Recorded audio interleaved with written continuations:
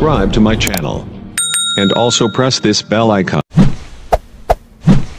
Allahumma sholli wa sallim wa barik ala sayyidina wa maulana Muhammadin wa ala alihi wa sahbihi asma'in. Nama ba'du.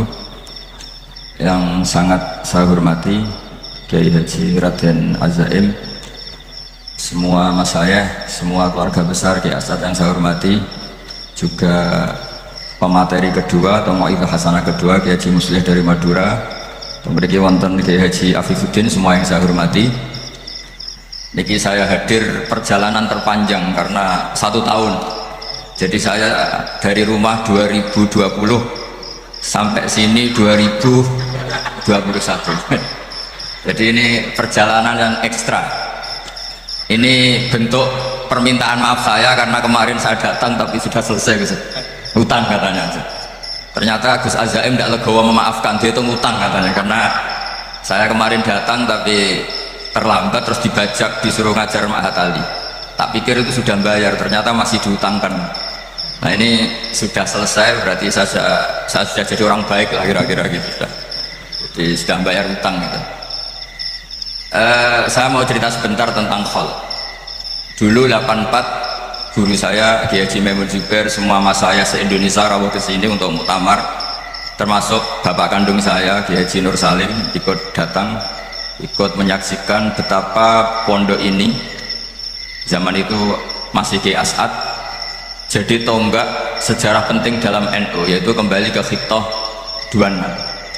Kita tahu NU dulu itu ormas, kemudian era Gus Wahid jadi partai politik, era Gus Dur karena saran beberapa kiai, wafi muqaddimihim ada Kiai As'ad, Kiai Ahmad Siddiq dan beberapa kiai, kembali lagi ke Khittah 26, yaitu menjadi ormas, organisasi masyarakat yang menaungi, yang mengayomi, yang menganjurkan mazhab ahli sunnah wal jamaah.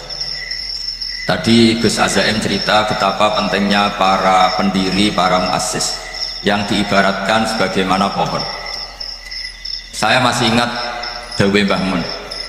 Saya nanti cerita mas saya sebentar, terus cerita kitab Al-Ataqah As-Somadiyah dikarang Syekh Muhammad, fawaidnya maksudnya. Kalau Islam Arab, ini kata Mbah Mun, kalau Islam Arab itu contohnya kayak pohon kurma, jadi kuat. Dan wajah tasbihnya itu di daunnya tidak jatuh. Tapi kalau Islam Indonesia, kata Mbah Mun, itu kayak padi, jadi ya agak doyong-doyong sedikit gitu. Jadi untuk menghadapi angin besar itu pilihannya dua, Anda kekar kayak kurma atau fleksibel kayak padi. Jadi yang doyong-doyong sidik gitu. Ada koruptor sowan, salam templeknya yang diterima gitu. Ada calon bupati cantik ya didukung, pokoknya agak-agak doyong. Tapi baru kayak doyong itu nggak bisa roboh karena fleksibel. Jadi kazar in akhraja syatahu, jadi ada dua tamsil. Karena memang menghadapi orang fasik, orang dolim ini, kita sebagai ulama itu ya kebingungan. Ini mungkin Ki Afif bisa Fathul Masail. Karena pertanyaannya gini, saya berkali-kali digojlok sama bapak saya. Berteman orang fasik hukumnya gimana? Pasti dijawab haram. Tapi kalau pertanyaannya dibalik, membina orang fasik hukumnya gimana? Baik. Dan bisa membina kalau berteman. Makanya Gus Azaim pernah bikin seni, muktamar seni. Anggap saja madhabnya seperti itu. Jadi ya agak doyong-doyong sedikit. Masa ketop berteman orang yang macam-macam. Tapi itu fleksibel. Nyatanya tetap soleh sampai sekarang gitu. Itu berarti itu ya gitu kata Bang Mun itu. Jadi untuk menahan angin yang besar pilihannya hanya dua, Anda kokoh kayak pohon kurma atau fleksibel kayak padi. Nah Islam Indonesia kata Mbah Mun itu pari wae kayak padi. Jadi ungkapan-ungkapan para masyayikh ini penting karena khazanah yang saya baca. Saya berkali-kali cerita ini dalam kitab Khilyatul Auliya. Itu Abu Nu'aim Al-Asfihani cerita tentang riwayat Sufyan bin Uyainah, ini gurunya Imam Syafi'i. Itu setiap kali Nabi Isa dan Yahya, ini dua nabi yang sepurun, sama-sama masih muda. Nabi Yahya itu senangannya dolan ke orang-orang soleh, menyambangi orang-orang soleh. Tentu itu bagus. Tapi kalau Nabi Isa ini suka menyambangi orang-orang yang fasik, orang-orang yang nggak jelas. Ketika dua beliau ini ketemu, tentu yang perlu jawaban Nabi Isa karena kontroversi berteman sama orang-orang yang nggak jelas. Kata beliau, innama ana tabibun udawil mardo. Seorang kiai, seorang nabi, orang yang baik itu ibarat dokter. Di mana-mana dokter itu ngobati orang yang apa? Sakit. Kalau Anda dokter dan peneliti satu penyakit, pasti cari daerah yang banyak pandeminya. Masa meneliti pandemi di orang-orang yang apa? Sehat. Jadi ini juga perlu dibahas masail karena tadi dibolak-balik itu. Bina orang berteman orang fasik hukumnya haram karena wa in kana dasarin fajanibhu suratan. Tapi kalau bina orang fasik hukumnya baik, bisa bina kalau berteman. Jadi fikih itu sekarang dibolak-balik. Makanya sholat juga gitu, sholat yang tumakninah yang lama itu ya bagus. Masa jagongan mbek pangeran nggak asik, jagongan sama teman aja asik, masa jagongan sama pangeran tidak apa asik. Tapi kalau Ibnu Abbas sholat tuh cepet. Ketika ditanya kenapa kalau anda sholat cepet, setan baru tata-tata mau goda sudah selesai. Karena setan itu ya jaga jaim, jaga image. Jadi kalau mau goda orang itu ya surinan dulu, macak-macak dulu. Ternyata mau ke situ sholatnya sudah selesai. Lah kebetulan mazhab saya itu yang kedua itu gitu. Jadi kalau Gus Azaim itu sholat lama sekali, itu ada mazhab tandingan, yaitu mazhab saya. Itu karena ini sepuh saya, meskipun top beliau tapi sepuh saya. Saya sudah 50, beliau baru 40. Ini berarti baru memulai kiai. Kalau pakai umur nubuah ini baru mulai. Jadi mazhab itu penting. Jadi pembanding itu harus diutarakan. Sehingga dalam fikih manapun itu sebuah madhab itu harus diuji itu lewat pembanding. Dulu itu setiap debat fikih antar ulama itu mesti nggak ada yang menang. Misalnya saya kiai kelihatan miskin itu ya baik supaya santri-santri yang miskin itu punya teman gitu. Karena ya rata-rata santri itu miskin. Nah, dikancani kiai kan seneng. Tapi problemnya kiai yang miskin itu ya nggak bisa nolong santri karena dia sendiri apa? Miskin. Makanya dulu Imam Syafi'i itu pengagum orang miskin. Setelah ngaji Imam Malik tanya, ya Imam Malik orang yang sealim jenengan itu siapa? Jawabnya Imam Malik lucu. Dulu Abu Hanifah, sekarang orangnya sudah meninggal ya. Ilmunya dititipkan atau diwaris oleh Muhammad bin Hasan Asy-Syaibani. Akhirnya Imam Syafi'i dibiayai Imam Malik ke Irak. Imam Syafi'i miskin, bisanya ke sana dibiayai Imam Malik. Itu seperti Abu Yasin Muhammad masyhur, ini murid beliau. Kalau ada santri boyong harus dia apa? Disangoni. Ketika datang ke Irak, Muhammad bin Hasan Asy-Syaibani nata uang, nata emas itu di ruang tamu. Jadi ngitung uang itu di ruang tamu. Miliaran. Ini kaget, ini kiai kok kedonyan kata Imam Syafi'i gitu. Tapi apa kata Muhammad bin Hasan Asy-Syaibani? Anda kagum ini, Anda kaget ini. Kalau kamu menyoal orang soleh kaya, ini tak kasihkan orang-orang fasik. Biar dipakai judi, dipakai selingkuh, dipakai maksiat. Jangan-jangan. Harta ini harus tetap di orang soleh. Kalau ke orang fasik, bahaya. Berarti kiai boleh kaya, boleh. Semenjak itu ada gerakan kiai kudu sugih. Ya ada yang kesampaian, ada yang enggak gitu aja. Tapi karena kalau pakai logika fikih, harta itu fitnah. Oke, seakan-akan harta itu masalah. Tapi kalau ini dikuasai orang dolim, maka masalah besar. Jika orang-orang soleh ini harus juga menguasai harta. Nah, terus lama-lama dikiaskan kekuasaan. Kalau yang kuasain orang fasik, orang tidak sholat ribet. Akhirnya kiai terus dukung. Ya akhirnya ke politik tadi. Nak menowo bupatinya kena diatur gitu. Diatur kon sholat, orang yang sesi proposal maksudnya diatur yang sholat maksud. Ini cerita-cerita apa logika fikih. Makanya saya sering ngaji kitab-kitab itu, diantara yang saya suka adalah ada dialog besar yang terjadi di antara orang-orang pilihan, termasuk bahkan di antara para nabi dan Tuhan. Jadi unik, Allah sendiri kadang mengajari kecerdasan para nabi itu ya lewat dialog. Masyhur itu, Nabi Ibrahim itu punya ruang khusus untuk sholat dan tidak boleh siapapun masuk situ. Tahu-tahu ada yang sudah di situ. Beliau buka, kaget. Siapa memberi izin ke kamu yang punya rumah ini? Saya yang punya rumah dan saya tidak memberi izin kamu. Yang memberi izin saya itu yang punya saya, kamu dan rumah ini. Yaitu Allah Ta'ala kata. Wah berarti kamu malaikat dong? Ya saya malaikat Israel. Disuruh nyabut nyawa kamu. Ya agak nggak sopan karena nggak pernah mondok di Salafiyah gitu. Itu akhirnya Nabi Ibrahim bilang, wah itu keliru, Anda pasti keliru. Hal ra'aita habiban yumitu habibah, hal ra'aita khalilan yumitu khalilah. Saya ini Khalilur Rahman, saya ini kekasih Allah. Masa ada kekasih bunuh yang dikasih? Itu Israel akhirnya ngaji, masuk akal juga. Ternyata perintah ini mungkin hoax ya, pokoknya dia terus mikir akhirnya. Iya ya, masa ini kekasih Allah kemudian oleh Allah dibunuh, dimatikan. Terbanglah Israel, matur lagi, ya Allah, kata Ibrahim, hal ra'aita khalilan yumitu khalilah. Masa kekasih bunuh yang dia apa? Kasih. Kayaknya masuk akal Gusti. Mulai ngaji lah kira-kira gitu mereka. Akhirnya oleh Allah dijawab, ya sudah begini, kamu datang ke Ibrahim bilang, hal ra'aita habiban yakrahu ayyalqa habibah. Masa kekasih tidak siap ketemu yang dikasih? Nah, jadi akhirnya Nabi Ibrahim, Israel datang lagi. Logikanya sekarang nggak gitu, begini. Jadi diajarin, hal ra'aita habiban yakrahu ayyalqa habibah.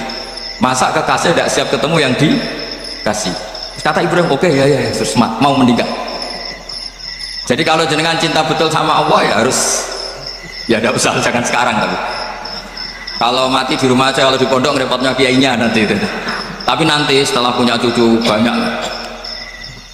Nah, barokahnya baca ini, dialog-dialog orang pilihan ini akan tersibak.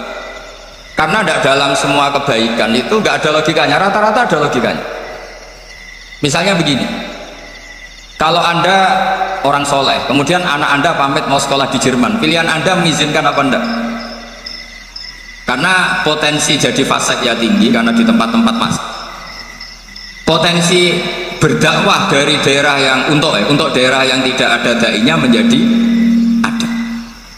Itu mesti ulama itu berdebat. Misalnya punya anak pamit mau kembali atau keluarga. Yang satu cara berpikir optimis. Awal ada dai di beberapa negara Eropa itu ya barokahnya imigran, pekerja, mahasiswa. Dan semua itu bumi Allah, harus ada tasbih, harus ada tahmid. Dan itu harus dimulai dari kemauan atau mengizinkan anak asuh kita ke sana. Tapi di sisi yang lain potensi jadi fasik itu tinggi sekali. Wamana iman pas-pasan. Nah hal-hal seperti ini itu masih jadi perdebatan. Dan kita harus menjawab. Dan tadi kayaknya di semua Basul Masail Pondok Salafiyah jawabnya pede semua, nggak ada ragu, nggak ada khilaf. Baguslah kalau pede. Meskipun nanti mungkin ada ulama lain yang cara berpikir apa? Berbeda. Sehingga ini saya cerita ya. Sehingga di kitab-kitab fikih, misalnya saya kok hidup di Bali sudah punya komunitas ngaji, itu kok saya pindah ke Sukorejo sini, banyak ulama yang mengatakan haram karena membiarkan bumi Allah yang sudah pernah ada orang yang sujud kemudian ditinggalkan kosong dan kemudian dikuasai orang yang tidak sujud, jadi dianggap itu pembiaran. Jadi banyak di kitab Qalyubi, sarahnya Mahalli, jika ada seorang muslim yang hidup di negara orang kafir, dia nyaman, tidak dapat teror, itu nggak boleh lagi pindah ke negara Islam yang sehat, karena takutnya li Allah yastau lial kafir tilkal buk'ah, supaya bumi itu tidak dikuasai orang kafir. Jadi ini hal-hal yang para fuqaha itu harus berdebat, karena ini masalah-masalah furu'iyah. Sehingga mulai dulu ya banyak ulama yang nyun sewu berpolitik, mulai Wali Songo sampai sekarang alhamdulillah yang minat banyak. Mungkin bedanya ikhlas sama tidaknya. Tapi kalau saya pernah dikeluhin utusan dari ya komunitas Islam Indonesia itu dulu itu ceritanya banyak yang dari Kamboja. Dari kalau dulu orang cerita itu orang Cempa. Itu setelah di Indonesia besar Wali Songo dan Brawijaya 5 itu sudah mulai oleng. Itu singkat cerita mereka berpikir ingin bikin kerajaan apa? Islam di Demak Mintoro dengan raja pertama yaitu Raden Fatah, karena Raden Fatah ini putra Brawijaya. Padahal setelah jadi kerajaan ini era cucu sudah konflik, berebut kekuasaan, akhirnya sampai jadi Jipang, jadi Jogja, jadi Solo dan seterusnya. Tapi kata Mbah Mun itu tetap barokah karena orang Islam terus terbiasa mimpin, sekeliru-keliru sidik pokoknya orang Islam biasa mimpin. Sehingga zaman Mbah Hashim ya sudah mimpin Masumi, zaman Ki As'ad pengaruhnya besar, sampai sekarang Kiai pengaruhnya besar. Nah barokahnya Kiai pengaruh besar ini sampai moral jadi ukuran. Misalnya sekarang ada calon bupati kok nggak sholat, itu pasti kalah. Jadi sholat itu jadi tolok ukur untuk calon apa? Bupati. Meskipun mungkin punya efek pura-pura sholat, tapi nggak apa-apa lah. Sementing moral ini jadi ukur. Sementara yang di Thailand, di Patani, itu karena dulu pelajarannya tasawuf, itu orang nggak ambisi mimpin dunia. Tahu-tahu dipimpin. Dan akhirnya nyuwun sewu ya saake Islam-Islam yang dulu terlalu tasawuf karena nggak punya pengalaman memimpin. Akhirnya lazimnya konsekuensinya hanya dipimpin. Tapi Islam Indonesia beda. Karena kulino mimpin itu akhirnya dari orang Islam biasa menjadi Islam yang sholat sampai Islam yang bisa ngaji itu bisa mimpin negara. Tentu yang paling populer dimulai Gus Dur. Jadi ini sesuatu yang barokahnya istihad para kiai. Sementing Islam kulino mimpin. Jika di Indonesia itu barokahnya itu kebaikan itu jadi tolok ukur. Ada orang kok terkenal koruptor atau terkenal nyuwun sewu selingkuh atau terkenal apa itu pasti tidak jadi. Karena moral itu menjadi tolok ukur. Dan itu adalah politik para kiai. Jadi ini saya cerita dan itu negara juga akhirnya untung karena seleksi agama sama negara itu sama-sama kiai ya bilang negara harus dipimpin orang soleh, negara juga bilang seperti itu. Nah, ketokohan-ketokohan para beliau-beliau ini yang maulah bekerja sama dengan umarok. Kita tahu dulu Pak Harto ya rawuh ke sini ketika Muktamar 84, rawuh ke Ki As'ad, ketika mau kembali ke Khitoh juga dirembuk oleh ulama dan umarok. Dan akhirnya ini menjadi negara yang alhamdulillah semoga selalu menuju baldatun thayyibatu wa rabbun ghafur. Nah, kemudian di sini saya tabarruk dengan Said Muhammad, gurunya Kiai Haji Azaim. Saya mau cerita tentang amaliyah tadi. Saya sebetulnya nggak niat bacakan bab itu gara-gara ada khataman jumlahnya banyak saya jadi pusing. Ini panitia tanya khatam betul apa enggak? Iya, khatam betul. Tapi kayaknya saya tidak yakin. Karena saya ini kan dari pondok tahfidz itu. Biasanya nak khataman itu ya rodok bodoni itu. Dibaca buanter sing nyemak yang mendelok pojok tok. Mergo kebanteran. Nah, akhirnya lafat-lafat yang di tengah itu enggak di apa? Baca. Tapi ya semoga dimaafkan Allah. Yang jelas itu enggak. Tapi saya mau cerita ya. Jadi cara berpikir Said Muhammad ini nanti juga saya teruskan di Ma'had Ali. Ini saya baca ya. Di antara yang diyakini madhab Malikiyah, ini saya baca saja teksnya. Jadi ada riwayat namanya, kalau Said Muhammad bahasakan itu Ataqoh Somadiyah. Kalau di Indonesia kadang orang bilang Al-Ataqoh Al-Kubro, yaitu dengan membaca surat Ikhlas. Di sini jumlahnya hanya 100 kali, Ikhlas 1000 kali. Tadi berapa? 700 juta, ini sudah susuk banyak ini. Di sini hanya 40, riwayat lagi 100, 1000. Terus sampai tadi berapa? 800 juta. Wah, ini sudah susuk ini. Itu anak cucu sampean pasti masuk surga itu kalau gitu. Ini saya baca, ini kitabnya Said Muhammad. Suratul Ikhlasi wal Itqu minan nar. Akhrajat Tabrani fil Kabir an Fairuz ad-Dailami wa ibnu Ukhdin Najasi. Waqat khadaman Nabiya sallallahu alaihi wasallam. Orang ini jadi khadimnya Nabi. Qala Rasulullah sallallahu alaihi wasallam, "Man qara'a qul huwallahu ahad mi'ata marratin fi shalat aw ghairiha, kataballahu lahu bara'atan minan nar." Ini hanya berapa ini? Mi'ata marrah. Berarti kalau satu orang itu cukup 100 tadi sudah untuk 7 turunan tadi untuk orang. Ya, untuk 7 turunan cukup. Untuk 7 turunan. Ini sudah susuk, ini sudah susuk. Nah, ini tak cari pembenarannya, ini supaya keren. Ini di halaman 188 Abwabul Farad. Warwa Ibrahim bin Muhammad al-Khiyari fi fawaidihi an Hudzaifah marfu'an, man qara'a qul huwallahu ahad alfa marratin faqad ishtara nafsahu minallah. Berarti 100, ada riwayat lagi 1000. Nanti tak carikan lagi yang berapa? Jangan dengan banyak. Nah, ini saya baca ya. Wa hadzal adatu huwa al-ma'rufu bi ataqatis somadiyah. Wa qad nassa jama'atun mutaakhiril malikiyah ala istihbabi ataqatis somadiyah wa haddu ala qiraatiha wa istimaliha. Minhum Asy-Syaikh Abdul Salam Al-Asmar, tak terus ini. Jadi kullu haula'i istahabbu ataqatas somadiyah ma'atirafi ba'dihim kal Misnawi bi syiddati fi hadisiha.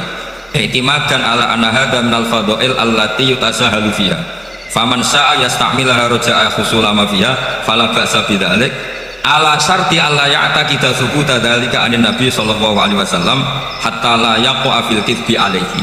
Jadi intinya itu silahkan Anda bikin jumlah sesuai versi Anda, yang penting Anda jangan kampanye kalau itu perintah Kanjeng Nabi Muhammad sallallahu alaihi wasallam.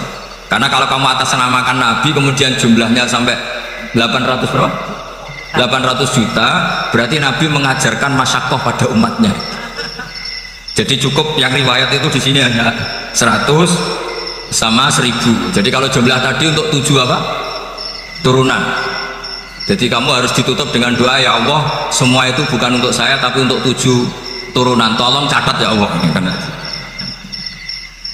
Jadi artinya gini loh ya, orang Indonesia yang sering mempraktekkan Ataqosomadiyah itu bukan tanpa dalil. Ternyata dalam madzhab Maliki, saya masih ingat ketika mbah saya kandung, bapaknya bapak, asmanya Mbah Nur Syam, itu wasiatnya minta dibacakan 4.000. Yang baca pas itu ya bapak sama anak-anaknya. Dan kemudian alhamdulillah zaman akhir itu mulai agak ngawur.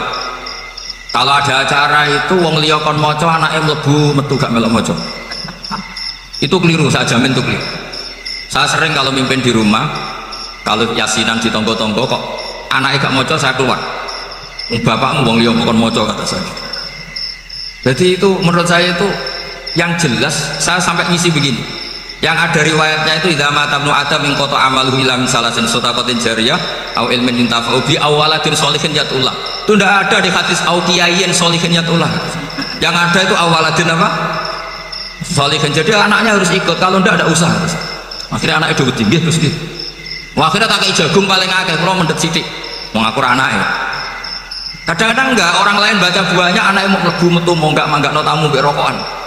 Itu harus ditobatkan. Keliru itu, karena nasnya bukan aukiyayin solihin tapi awaladin solihin. Ini bukan provokator, ini memang ya seperti itu. Nah terus tentang tadi la ilaha illallah yang didawuhkan Gus Azaim, la ilaha illallah itu penting sekali, cuma saya mohon itu dielmoni. Jadi dulu kalimat ini menjadi spesial karena dielmoni, karena dimulai dari fa'lam annahu la ilaha illallah. Terusannya ayat tuh wastaghfir lidzambika walil mu'minina wal mu'minat. Saya ulang lagi ya. Terusannya ayat tuh wastaghfir lidzambika walil mu'minina wal mu'minat. Makanya menurut madhab Sadili, kamu disuruh baca la ilaha illallah dulu, jangan istighfar dulu. Saya ulang lagi ya. Dalam madhab Sadiliyah itu la ilaha illallah dulu, nggak boleh istighfar dulu. Alasannya masuk akal. Orang yang kafir 70 tahun itu sekali baca la ilaha illallah itu langsung yughfar lahu ma qad salaf. Sehingga la ilaha illallah sendiri sudah punya kekuatan supaya dosa kita diampuni. Qul lil ladzina kafaru iyantahu yughfar lahum ma qad salaf. Cara menghentikan kekafiran gimana? Dia melafadzkan la ilaha illallah. Ini kalimat yang begitu saktinya sampai orang yang kafir puluhan tahun itu dosanya semuanya terhapus hanya karena melafadzkan la ilaha illallah. Nah, makanya kata Abu Hasan Asyadili wastaghfir lidzambika ay bihadil kalimat. Seseorang sah diistighfari itu kalau melafadzkan la ilaha illallah. Misalnya ada orang kafir mati kafir, sah nggak anak cucunya mengistighfari dia? Tidak sah karena belum melafadzkan la ilaha illallah. Makanya kata Abu Hasan Asyadili wastaghfir lidzambika ay bihadil kalimat. Sehingga lafadz ini spesial betul. Tapi kadang-kadang beberapa mursyid cara berpikir lain. Ini kalimat thayyibah harus dibaca orang suci, sehingga mendahulukan apa? Istighfar, untuk supaya pas melafadzkan kalimat thayyibah sudah dalam keadaan apa? Suci. Itu juga masuk akal.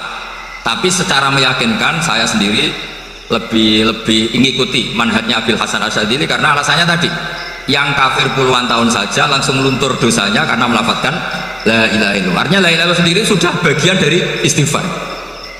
Nah, ya tadi buktinya fa'lam annahu la ilaha illallah terus wastaghfir lidzambika walil mu'minina. Jadi orang sah diistighfari itu setelah dipastikan sah tauhidnya. Jadi setelah tauhidnya sah yaitu la ilaha illallah baru sah apa? Diistighfari. Sehingga orang kafir, saya ulang lagi, orang kafir yang mati kafir anak cucunya tidak boleh apa? Tidak boleh menistighfar.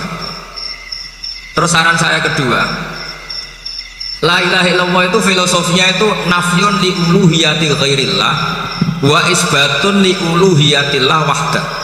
Filosofi la ilaha illallah itu gimana? menafikan semua selain Allah itu tidak Tuhan dan hanya menuhankan Allah semata. Nah itu caranya gimana? Caranya kita harus terbiasa ini, karena tadi saya dibilangin panitia ini rata-rata mustameknya atau mustamiatnya ini santri. Caranya gimana? Dilatih pakai logika.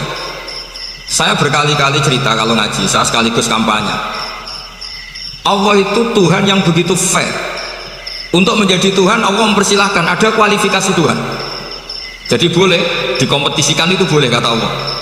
Gak apa-apa kamu ngaku Tuhan gitu, kata Allah. Tapi nak ngaku pangeran itu paling gak direputasi lah, ada verifikasinya. Dimulai dari apa? Ya kalau jadi Tuhan itu setidaknya bikin langit bumi, aturannya gitu. Jadi kalau daftar bupati ya daftarlah ke KPU. Masa tahu-tahu jadi apa? Tuhan kemudian tidak punya prestasi bikin langit bumi. Sehingga Allah itu cara ngendikan itu ya fair. Qul ara'aytum ma tad'una min dunillah aruni ma khalaqu minal ardi am lahum syirkun fis samawati. Coba yang kamu tuhankan selain saya, prestasinya apa? Ketika saya bikin bumi itu apa ikut bikin? Terus amlahum sirkun fis samawat. Kalau bikin langit, kalau nggak bisa ya urun lah gitu. Urun semen apa urun bego, pokoknya urun lah gitu.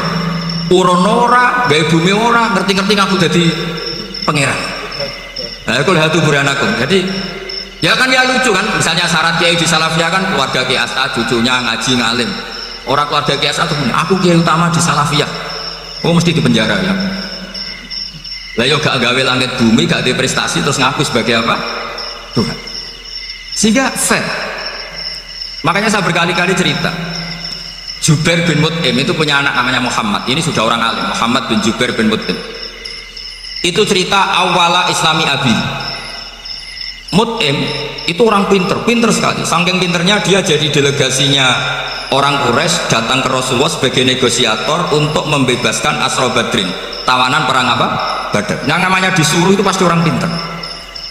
Tapi apa yang terjadi ketika nginep di masjid, karena zaman itu gak ada hotel, nanti jadi geger. Orang musyrik nginep di masjid hukumnya gimana? Pasul masail tok. Zaman itu mau tidak mau. Kalau sekarang kan ada hotel, kiai juga punya wisma. Apa yang terjadi? Orang ini cerdas sekali. Dan delalah Nabi pas sholat maghrib itu baca wattur wa kitabim mastur sampai am khalaqus samawati wal ard. Ya kalau kamu jadi Tuhan ya setidaknya menciptakan langit bumi lah. Namanya jadi Tuhan ya ada persyaratan. Paling tidak punya reputasi menciptakan langit bumi. Atau kalau jadi Tuhan setidaknya reputasinya itu nggak diciptakan yang lain. Am khuliqu min ghairi syai'in. Ini jadi Tuhan kok punya bapak, punya ibu. Ini jadi Tuhan kok lahirnya di bumi. Ada tanggal lahirnya, ada tahun.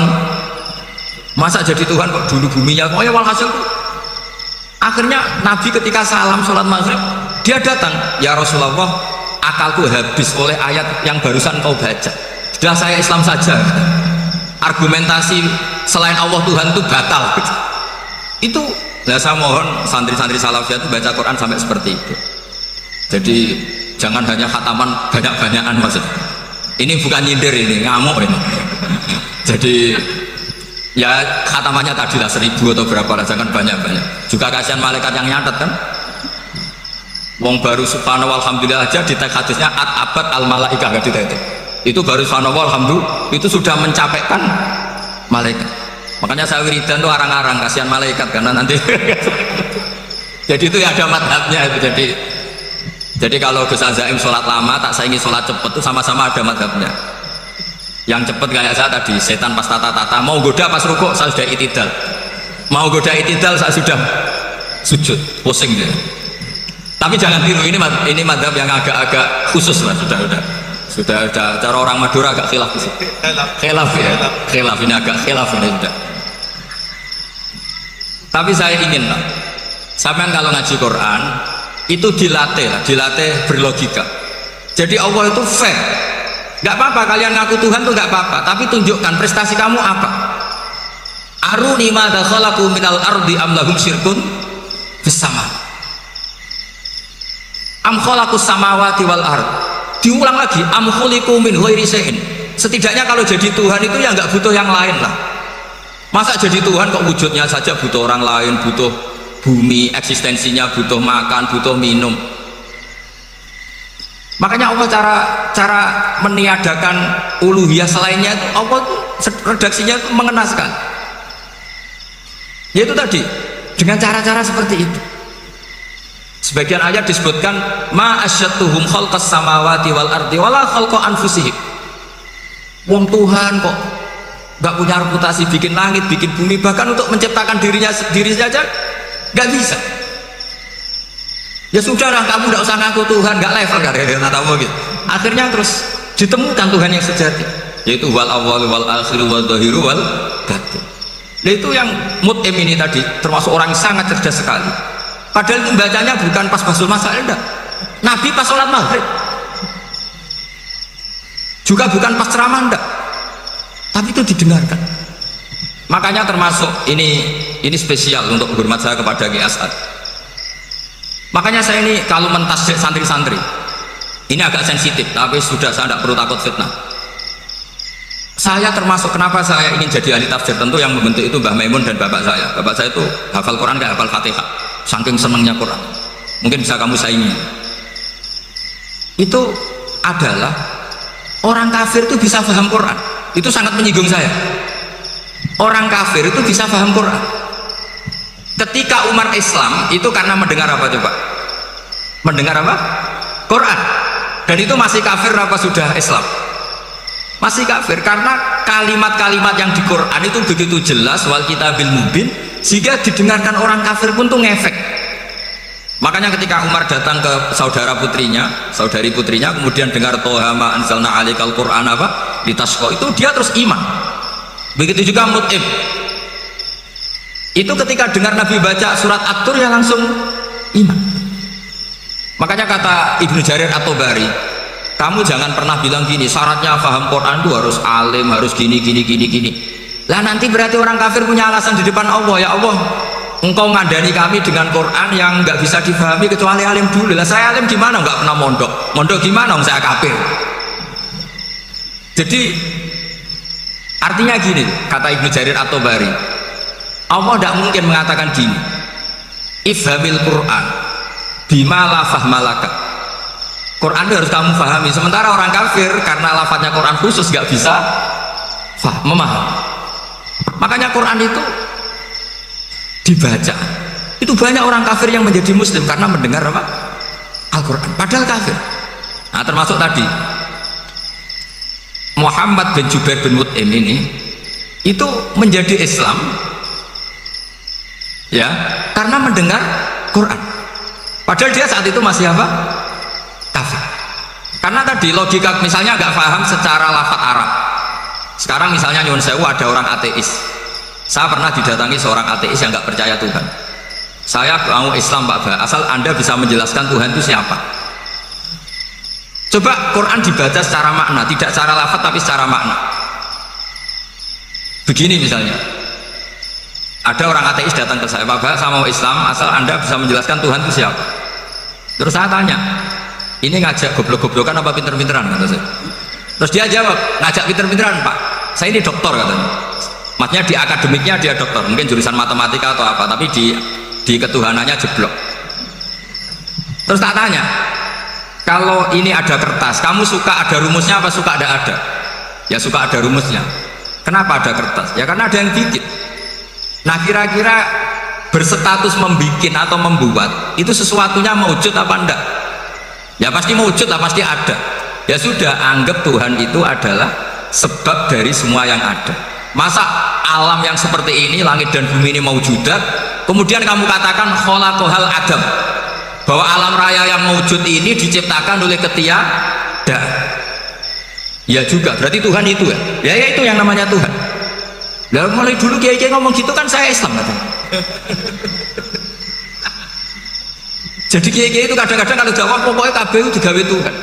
Beda dengan dakwahnya orang-orang mantek. Orang-orang mantek itu kan nggak pernah nyebut Allah. Ini alam hawadis, labuda min muhdis. Meskipun mereka, nah muhdis ini menurut Islam namanya Allah, tapi sebetulnya kan nggak langsung bilang Allah. Jadi tak kasih tahu, alam raya ini wujud nggak? Ya wujud Pak. Bisa nggak sesuatu yang nggak ada menjadi faktor wujudnya yang ada? Ya nggak bisa, namanya nggak ada itu nggak bisa jadi faktor. Nah itu hebatnya ulama-ulama kita ketika mengenalkan Allah itu siapa? Zat yang wajibil wujud.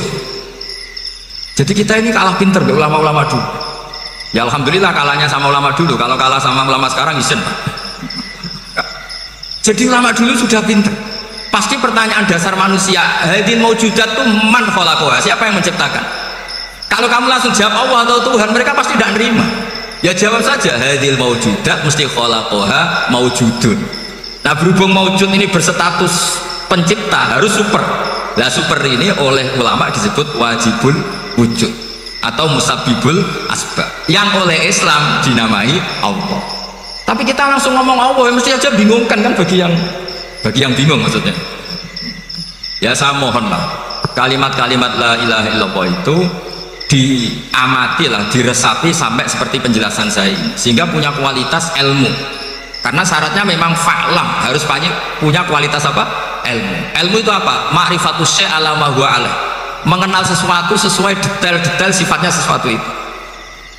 Misalnya kalau Allah sudah jadi Tuhan, ya harusnya qabla kulli syai'. Masa Tuhan sama yang dituhani wujudnya dulu yang dituhani? Ditemukanlah sifat awal atau qadim. Makanya benar Gus Azaim tadi, kalau sudah bertauhid harus hafal akidah berapa khamsi. Dimulai apa? Wujud. Kenapa harus dikatakan wujud? Karena alam raya ini kadung maujudat. Hadhil alam maujudun. Masa maujudun khalaqahul adam? Masa maujudat khalaqahul adam? Nah itu yang disebut am khuliqu min ghairi syai'in am humul khaliqun. Jadi saya mohon semohon-mohonnya, cobalah tradisi-tradisi lihat baru ayat ini dihidupkan lagi, sehingga kita baca Quran itu sekaligus menjadi orang yang sangat argumentatif. Karena Quran adalah qul falillahil hujjatul balighah. Dilatih, jangan bosan dilatih. Makanya kalau saya baca ayat-ayat seperti itu, cek fair Allah, fair betul. Nggak apa-apa saya punya pesaing nggak tahu, tapi yang imbang dong. Pas aku gawe langit ya bantulah, atau ada langit tandingan lah kira-kira. Kalau saya bikin bumi ada bumi. Nah misalnya sekarang orang Cina bikin matahari, materinya dari mana coba? Dari yang sudah ada sekarang kan? Tetap saja agak ikut bikin kan? Tapi kalau Allah bikin langit bumi minal adam minal wujud. Kalau mereka paling rekayasa sudah wujud otak-atik. Nah harus sampai seperti itu. Sampai kata Gus Azim kul hadu apa? Burhanakum. Jadi ini cara-cara kita untuk menguatkan iman. Aruni madza khalaqu minal ardi am lahum syirkun fis samawati. Terus kata Allah, itu nih bi kita min qabli hadza au atharatin min ilmin. Kalau kamu nggak setuju teori ini, kata Allah, cari kitab suci versi Anda. Aturan jadi Tuhan itu apa sih? Ya tetap saja semua kitab suci akan mengatakan di mana-mana Tuhan itu pencipta langit dan bumi. Jangan yang lahir di bumi jadi Tuhan. Jangan Lata Uzza jadi Tuhan. Jangan karena sakti jadi Tuhan. Nah ini di sini pentingnya ilmu balaghah, ilmu mantek yang alhamdulillah di pondok-pondok kita masih diajar. Makanya kata mantek, sebetulnya ilmu akal hanya menemukan hadil maujudat khalaqaha maujudun. Nah yang maujud ini siapa? Ya wajibul wujud. Nah kemudian Islam menamai ini Allah Subhanahu wa ta'ala. Makanya ulama dulu tuh kalau ngetikan Allah itu siapa? Zat sing wajibul wujud. Itu filosofinya luar biasa. Karena dengan seperti ini bisa menafikan teori ateisme, bahwa alam raya ini diciptakan oleh ketiadaan. Makanya saya bilang tadi, ngajak goblok-goblokan apa pinter-pinteran? Lah nek ngajak goblok-goblokan yang ini, hadhil maujudat khalaqahal adam. Terus kita goblok bareng. Loh iya kan, barang maujud diciptakan yang tidak maujud. Wong ora wujud kok mempengaruhi sing wujud. Ya monggo nak goblok bareng kan. Akhirnya, kok saya ini dokter masa kamu ajak goblok? Ya sudah, pinter saja kata saya. Alhamdulillah karena debat kecil ini dia menjadi nyaman lagi dengan apa? Islam. Memang saya tentu nggak bisa disalahkan doktoralnya karena di ilmu yang selain apa? Teologi gitu. Tapi kan polanya dia pasti pinter. Makanya ini sekaligus mengingatkan anak-anak lah, kecakapan menjelaskan itu harus dilatih. Karena di antara kelebihannya Quran itu wal kitabil apa? Mubin, yaitu kitab yang punya kemampuan menjelaskan. Ini yang terakhir saya beri contoh. Terakhir ini penjelasan Quran. Dulu orang kafir itu cara berpikir itu begini, Muhammad, urusan kita ini banyak, problem kita banyak, masa iya urusan yang banyak ini cukup dengan satu Tuhan? Kalau problem banyak ya Tuhannya harus banyak, ada Tuhan pohon, Tuhan hujan, ya kayak Cina itu ada Dewi Kuan Im keberuntungan, ada yang sial, yang pokoknya diurus yang banyak. Maka mereka bilang aja'alal alihata ilaha wahida inna hadza la syai'un ujab. Ini aneh, urusan banyak kok Tuhannya satu, ini aneh. Tapi Nabi secara sabar, dan yang diomongnya orang kafir, tidak anak Mahatali, orang kafir. Jadi nanti kalau anak Mahatali gak paham Quran kebangetan, orang kafir saja Pak. Akhirnya Nabi secara santai, secara rileks memberi penjelasan gini, Kalau Anda menjadi buruh, kalau orang Arab dulu bilang abdan, kamu suka nggak punya majikan banyak, perintahnya beda-beda, semuanya memaksa kamu untuk nurut, sama punya majikan satu yang baik. Ya nggak suka lah Muhammad, kalau majikan saya banyak semuanya berhak merintah saya, tidak enak, majikannya satu saja. Terus kata Nabi, Tuhanmu itu majikan kamu, kalau Tuhannya banyak kamu bingung, nanti perintahnya banyak. Akhirnya mereka paham, dan itu segampang itu Allah memberi penjelasan. Daraba wa masalah rojulan fihi syuraka umutasyakisuna wa rojulan salamal li rojul hal yastawiyani masalah alhamdulillah. Langsung diberi analogi. Kalau kamu jadi buruh, punya majikan banyak yang perintahnya beda-beda, kemudian jadi buruh yang majikannya satu, kamu milih mana? Ya milih satu Muhammad. Ya sudah, kalau Tuhannya banyak, perintahnya banyak, kamu juga bingung. Langsung menjadi faham. Nah, ketika ada orang tidak ikhlas, Nabi cara memberi penjelasan juga gampang. Misalnya saya dikasih uang Gus Azaim 1 juta, kemudian matur nuwun saya sama Pak Afif, aneh nggak? Saya ini orang aneh nggak? Orang aneh nggak? Itu Nabi kalau mencontohkan orang tidak ikhlas gitu. Kata Rasulullah, orang tidak ikhlas itu sebagaimana orang beli budak. Min kholisi malih, budak itu dibeli dari uangnya sendiri. Kemudian fa'amilah hadal abdu, budak ini kemudian bekerja dan aktohulatahu, hasilnya dikasihkan sama orang lain. Terus Nabi memberi percontohan, ayasurukum ayakuna abdukum kadalik, apa kamu suka kalau budak kamu seperti itu? Dulu orang-orang dulu kan beli budak untuk disuruh bekerja, terus disuruh setor apa hasilnya. Jadi budaknya kamu yang beli, yang biayai. Kalau sekarang mungkin gak ada budak, gini lah, saya nyuruh Zaid, tak kasih mobil, tak kasih bensin, tak kasih uang jalan supaya narik angkot, hasilnya disuruh ngasihkan saya. Ternyata dikasihkan orang lain dan matur nuwun sama orang. Kamu suka punya budak seperti itu? Ya tidak suka ya Rasulullah. Ya ibaratnya seperti itu, bumi yang bikin Allah, nyawa kamu yang bikin Allah, semua fasilitas dari Allah, kemudian kamu menyembah selain Allah. Segampang itu. Dan Nabi telaten sampai dulu yang mayoritas orang kafir menjadi mayoritas muslim, dan semuanya tanpa paksaan, la ikraha fiddin, karena qad tabayyana rusdu minal ghayy. Nah, cara tabayana gimana? Yaitu punya kemampuan menjelaskan. Wal kitabil apa? Mubin. Ini makanya saya mohon, ini saya mohon semohon-mohonnya anak-anak ini kan kader-kadernya Mbak Samsul Arifin, Mbak As'ad, Gus Fawaid, sekarang Gus Azaim, semuanya harus punya kemampuan wal kitabil apa? Mubin. Sehingga diantara sifatnya Nabi itu fatonah, punya kecerdasan. Nabi itu gak pernah debat kalah, meskipun sudah terdesak gak pernah kalah. Pernah Nabi itu ngintikan la adwa wala tiarata, tidak ada penyakit menular. Ada orang yang mungkin kurang suka, iseng, ada onta yang sudah gudiken dijejerno sama yang waras, ternyata yang waras jadi gudiken. Akhirnya Nabi diundang lah kira-kira gitu, ya Rasulullah, kata engkau gak ada penyakit menular, tapi ini onta yang gak gudiken tak jejerkan yang gudiken ikut gudiken, berarti kan menular. Nabi santai jawab, faman jarrobal awal, lalu yang pertama gudiken ketularan siapa? Wah, kalau ini asli Nabi, ya sudah seperti itu. Jadi ngiranya dia menang karena yang gudikan pertama nulari yang kedua. Ternyata Nabi tanyanya lagi, faman jarrobal awal, yang gudikan yang pertama siapa? Oh, ini asli ya, maksud saya itu. Jadi Nabi itu gak pernah kan, karena Nabi punya apa? Faton. Jadi saya mohon, ya tadi makanya ini efeknya tuh khatamannya gak boleh banyak-banyak ya. Maksud saya kalau musim khataman ya gak apa-apa, khataman banyak-banyak. Tapi kalau nggak musim khataman ya musim-musim tadabbur gitu. Tapi kalau ini musim khataman di monggo lah. Cuma saya kok kasihan malaikatnya ada diri. Ya, matur nuwun, minta maaf. Assalamualaikum warahmatullahi wabarakatuh.